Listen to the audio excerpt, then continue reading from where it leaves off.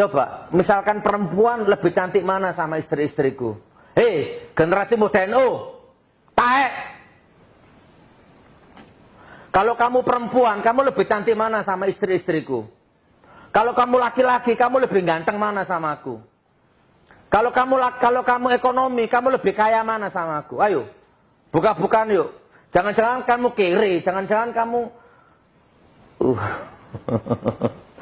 jangan-jangan kamu penjual nasi goreng, jangan-jangan kamu lurutis, kamu apa udis itu?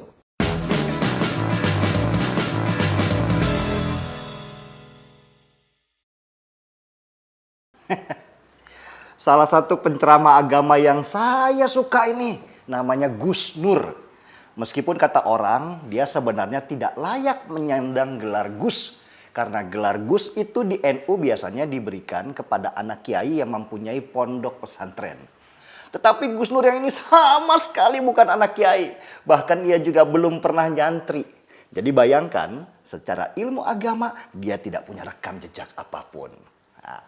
Nama aslinya Sugi Nur Raharja. Jadi kita panggil saja dia Sugi Nur. Ceritanya dulu, Sugi Nur ini adalah pemain debus. Dia mengikuti jejak ayahnya yang juga pemain debus. Dan masa lalu Sugi ada di jalanan.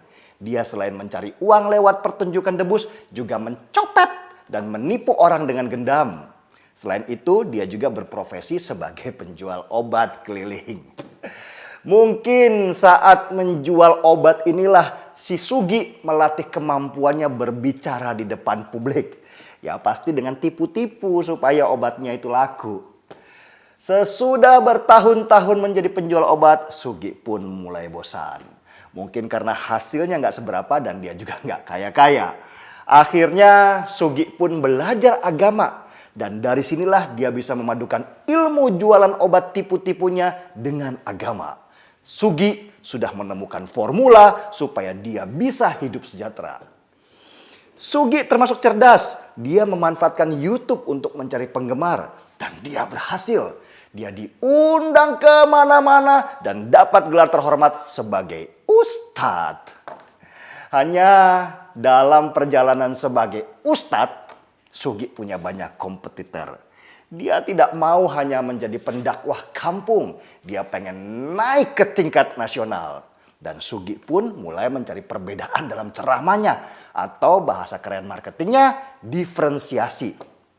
Sugi mulai berdakwah sambil mengeluarkan kata-kata mutiara yang sangat lembut didengar di telinga. Jancuk kono wancane. Jancuk kono wancane. Ngentot di hotel, ngentot di hotel. Selain itu dia terus menyerang NU dan Banser supaya orang melirik kepadanya. Dan pada saat Pilpres, Sugi menemukan momentum dengan menyerang Jokowi sebagai panjatan sosialnya. Jokowi itu sholatnya pencitraan. Itu bukan fitnah, datanya ada. Wong ndak bisa ngimami sholat kok maksa jadi imam. Dan seperti kisah-kisah sukses lainnya, Sugi Nur pun berhasil mencapai cita-cita. Dia dikenal di mana-mana dan undangan ceramah pun deras mengalir.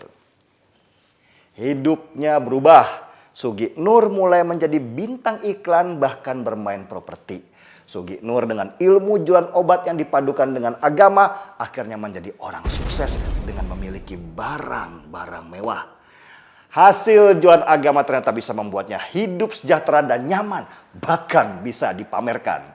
Sugi Nur menjadi orang sukses yang bisa dibanggakan orang kampungnya. Wow, sungguh mengagumkan.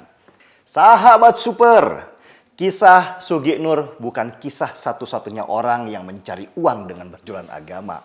Banyak ustadz yang sukses di dunia karena punya kemampuan berbicara dan mempengaruhi orang lewat ceramahnya.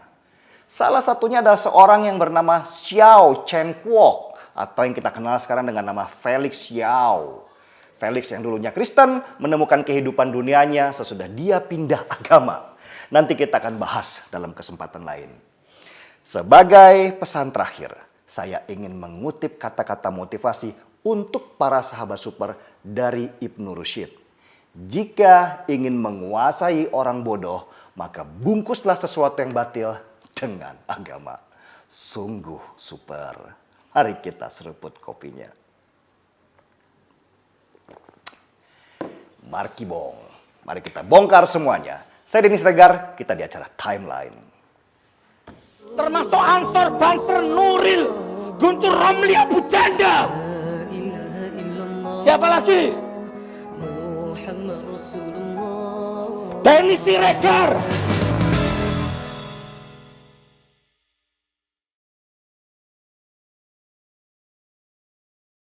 Untuk para kadal gurun yang tercinta, jangan lupa subscribe ya.